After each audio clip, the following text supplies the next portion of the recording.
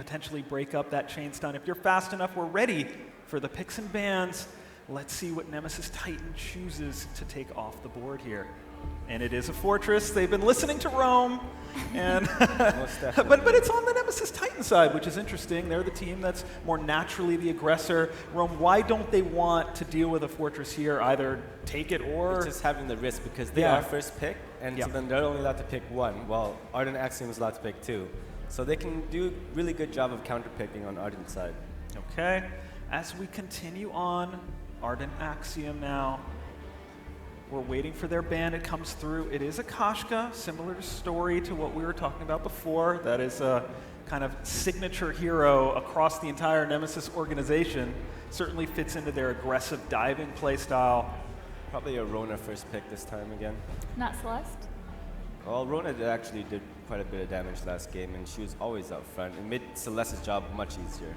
Sure. And Hafu, for you, oh. And Hafu is right, yes. And what is it about the Celeste Hafu that makes that a good pick there? I mean, Stussy just feels really confident on it. His positioning was really great. He had a few triple ults, and if you can do that on Celeste, then you're doing something right. It was fun to watch.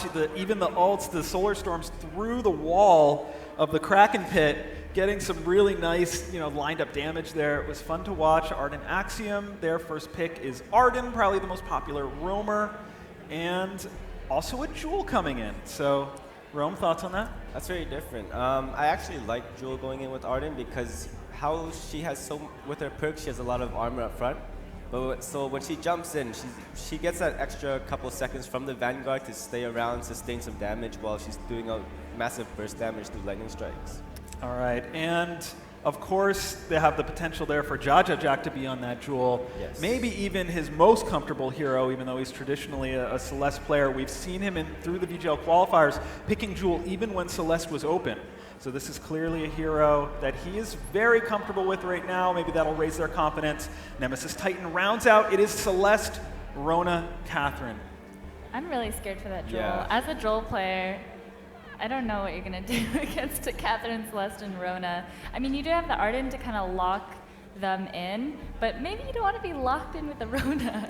And what is it that you're thinking about specifically? Like, so if this was you in the match and you're the Jewel, what do you have to keep in mind to try to stay alive? I mean, one, you have to kind of just rush onto that Celeste, but it's going to be really difficult with the Catherine and Rona on your butt the entire time. And Rona just kind of poops on Joel. She just spins and you die, so it's pretty sad. All right, and of course we'll have to see which will, now with a Scarf coming off the board, that would probably indicate a weapon Jewel that we'll be seeing focused on the Thunder Strikes.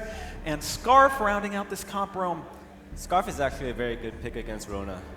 It's going to help them out a lot this game. So balance-wise, I'd still say Nemesis Titan does have a slight advantage in the draft picks. But Ardent Axiom will have a fighting chance depending on their positioning on how they decide to engage these fights. Okay, so both of our classic blue mages here, Celeste on one side, Scarf on the other. Talk a little bit about, you obviously play a ton of Celeste, just when you run into a Scarf in lane, what's the kind of dynamic of that lane matchup? It's definitely a skill matchup, and so it's pretty even, I would say. If you land the stun, you win, but Scarf often won't let you be in range. And usually you just sit in the back and farm until you get ganked on either side. All right, and Rome, so these final comps going in, set the stage for us. What should we look for in the early game? Look for Jewel to try and put out as much damage early as she can, using her leaps before they finish crucibles or reflex blocks. As long as she's able to dive to the back line, try and get a hold of Celeste, she has a pretty good chance of finishing her off. Okay, so with that, let's send it back to our casters. It is Action Jackson and Tasty Bacon for match 2. All right, thank you, Playoff Beard. Once again, Tasty Bacon here with Action Jackson. Going to be calling all of the shots, and all of the pressure is now on Ardent to perform in this one. It really is, I mean, this is their last chance. Ardent will be going home, the first team of the tournament to be going home if they cannot pull this win out. Very, very tough situation to be in. I feel like the biggest thing they got to work on is just kind of their shot calling, their vision, that kind of thing. They were getting caught out a lot in that last game. But Nemesis, they got the same comp again. Yeah, I think that's kind of the most telling thing here for me is the fact that they let Nemesis have the exact same composition, and so they must have something in mind in order to turn this around, as the crowd is definitely getting behind Ardent. They want a game 3. I want a game 3. I want a game 3. We had all for 2-0s sure. yesterday. I'm really looking forward to getting a game 3 coming out here, but we'll have to see if they can pull it off or if Nemesis will be making their way into another game later on tonight. All right, well, right off the bat here, we're not seeing anything too crazy. Some strange gold values at the top. Right, we are getting into this one, guys. Going to have to see which one of these teams can pull it out. What do you think we're going to see in the early game here? Too much aggression from Ardent, Titan. Titan traditionally have been trying to make stuff happen. We're already seeing Ardent looking possibly for a gank onto the lane, but they are just going to recall, so playing it significantly safer now. Instead of looking for those early skirmishes in the jungle, they backed off very quickly. Yeah, and I think that's smart, to be honest. You know, you do got to give respect to your opponents. Like last game, we did see Ardent trying to be aggressive, and it worked at the very, very beginning. So I do think they should not just give up on their hopes of actually winning these fights. But at the same time, you know, they don't want to bite off more than they can chew. They need to make sure they have good vision to accommodate those aggressive plays if they're going to make them.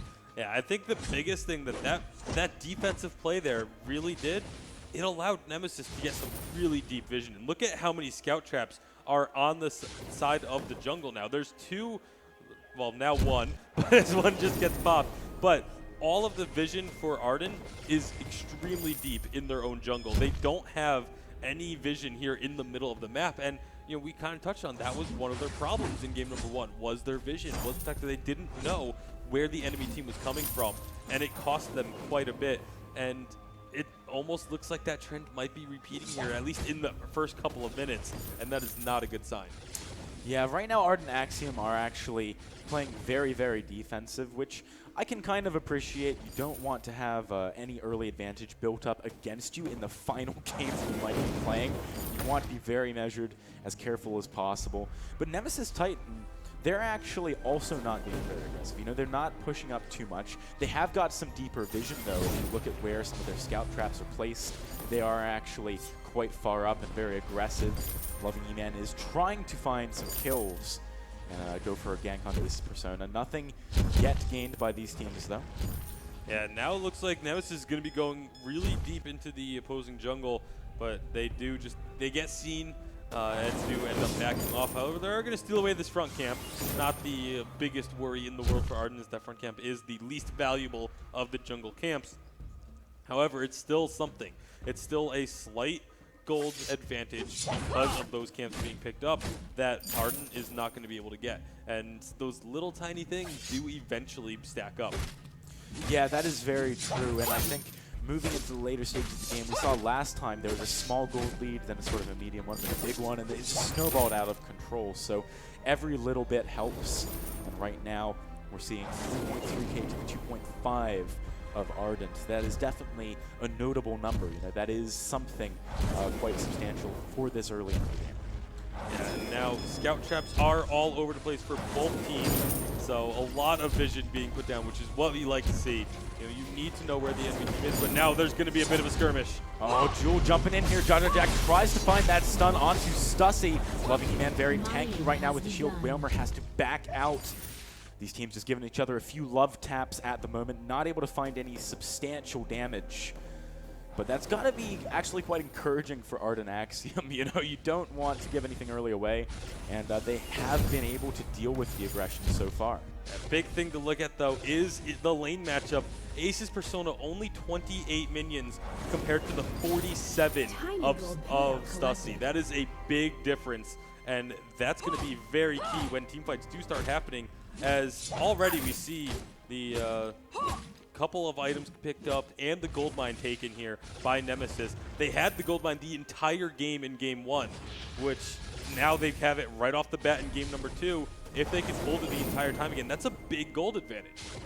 Yeah, it really is, and they're using it in a smart way too, I would argue. Stussy going for an early Frostburn most likely to kite the Jewel after she jumps in. Jaja Jack right here can't find the stun as well.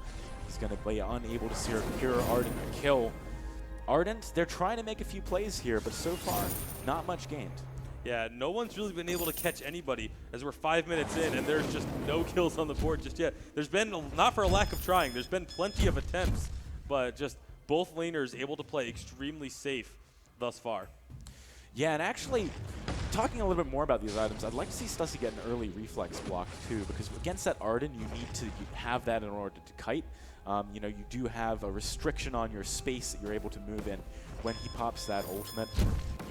This time around, Ardent are putting down some scout traps, but look at how quickly Nemesis is popping them when they know that they're safe. You know, these scout traps just are not sticking around, which actually means that Ardent, even though they're investing in vision, aren't maintaining it or controlling it. Yeah, Dragon Dagger could be in a little bit of trouble here. He is the only one of his team down on the bottom side of the map with both Jaja Jack and Whalmer. This is going to be a 2-on-1.